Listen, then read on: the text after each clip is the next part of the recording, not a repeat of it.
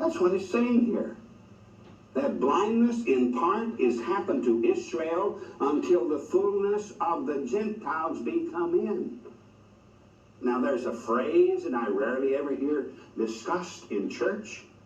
Until the fullness of the Gentiles be come in. During this 2,000 church age, 2,000-year church age, we have been taking the gospel to the Gentiles. America and other English-speaking nations upon this earth have been involved in the preaching of the gospel for these past 2,000 years, and we have taken the gospel to the four corners of the world. And we're doing so today. By television, radio, the printed press, and by missionaries. Until the fullness of the Gentiles be come in. What is happening? God is giving the Gentile nations of the earth an opportunity to be saved.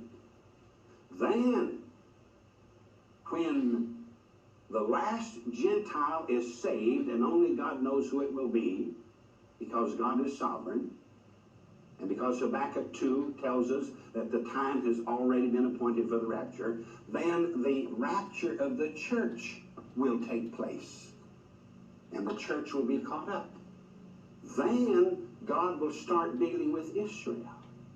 Because the church will be up in the third heaven at the judgment of her works, 2 Corinthians 5, verse 10. And she'll later go into the marriage supper, Revelation chapter 19.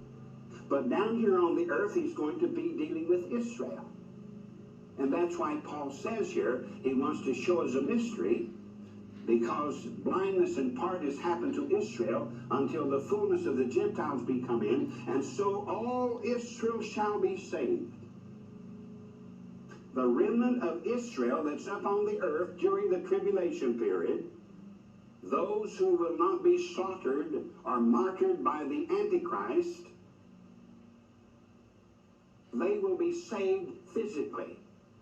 Not a spiritual salvation, but a physical salvation, because physically they have to go into the kingdom age to become the seed of Abraham, to inhabit the earth and occupy the territory given to the 12 tribes by God to Abram, when Abram was yet in the land of the Ur of the Chaldees almost 4,000 years ago.